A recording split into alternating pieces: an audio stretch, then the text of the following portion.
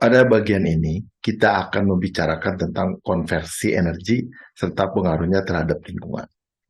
Energi itu kekal, tidak dapat diciptakan atau dimusnahkan.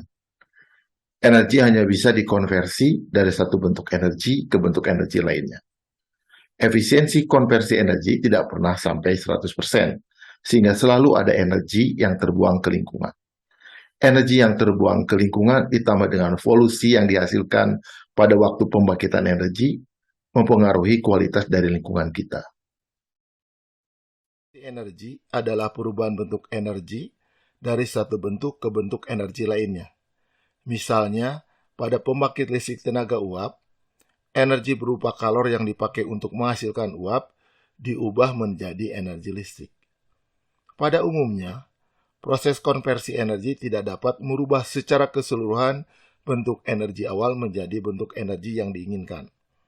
Karena itu, kita mengenal istilah efisiensi atau unjuk kerja dari proses konversi energi, yang dirumuskan sebagai output yang diharapkan dibagi dengan input yang diperlukan seperti diperlihatkan pada persamaan 44.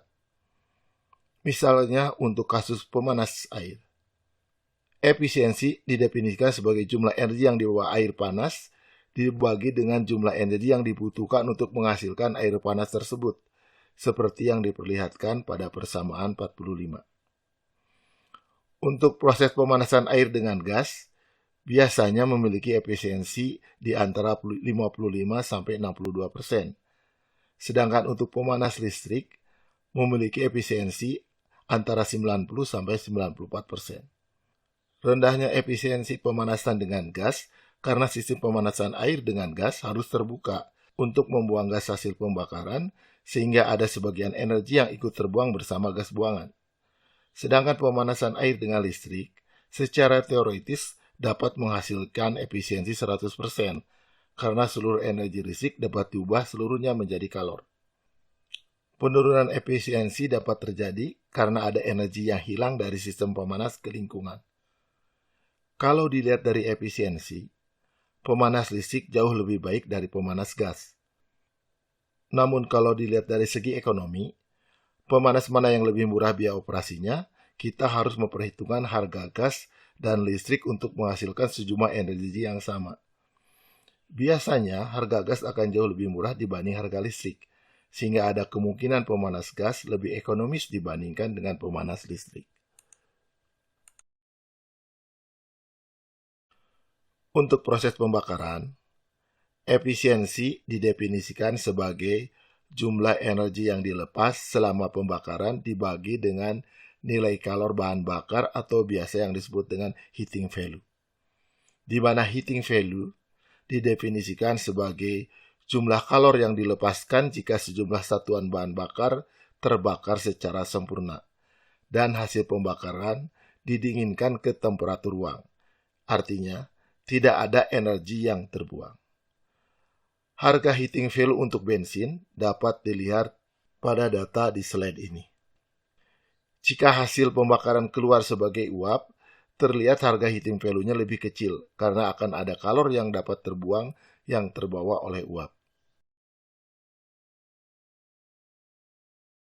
Efisiensi total dari suatu proses merupakan perkalian dari semua efisiensi konversi energi yang ada di dalamnya, seperti diperlihatkan pada persamaan 46.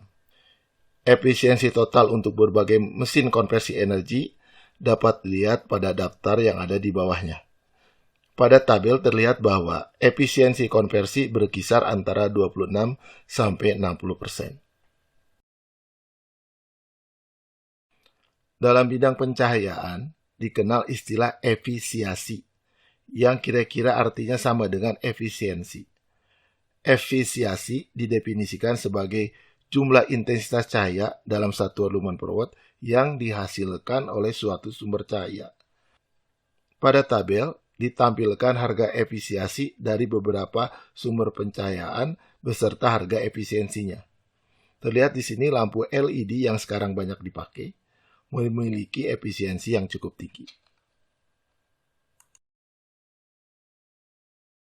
Pada tabel berikut ini, ditampilkan data temperatur yang dapat dicapai, waktu yang diperlukan, energi yang dibutuhkan, serta biaya yang diperlukan untuk berbagai peralatan masak yang diambil dari sebuah buku terbitan Amerika. Dari data terlihat bahwa alat masak yang paling ekonomis adalah microwave. Walaupun oven microwave memerlukan daya listrik yang tinggi, tapi karena waktu yang diperlukan untuk memasak sangat singkat, maka biaya yang diperlukan menjadi kecil. Pada bagian sebelumnya, kita melihat bahwa pada proses konversi energi dari satu bentuk energi ke bentuk energi yang kita inginkan, selalu memiliki efisiensi yang kurang dari 100%, malah kebanyakan di bawah 60%. Sedangkan kita tahu bahwa energi itu kekal, sehingga kita bertanya, kemana larinya sisa energi yang tidak dapat terkonversi itu? Sisa energi tersebut hampir sebagian besar dibuang ke lingkungan di mana proses itu terjadi. Dengan bertambahnya aktivitas manusia yang melakukan konversi energi menjadi energi yang diinginkan oleh manusia untuk menunjang aktivitasnya, seperti misalkan energi untuk pembangkit listrik, mobil, pesawat terbang, pabrik, dan sebagainya, maka lingkungan makin lama makin banyak menerima energi yang tidak dapat terkonversi tersebut. Selain dalam bentuk energi, lingkungan juga menerima hasil sampingan konversi energi yang belum bisa dihindari seperti gas NOx, SOx, dan sebagainya, yang dapat mengakibatkan terjadinya kerusakan lingkungan seperti hujan asam, efek rumah kaca, peningkatan suhu bumi, dan sebagainya, yang dapat menurunkan kualitas lingkungan hidup itu sendiri. Dampak kerusakan lingkungan ini sudah mulai kita rasakan di tempat tinggal kita ini.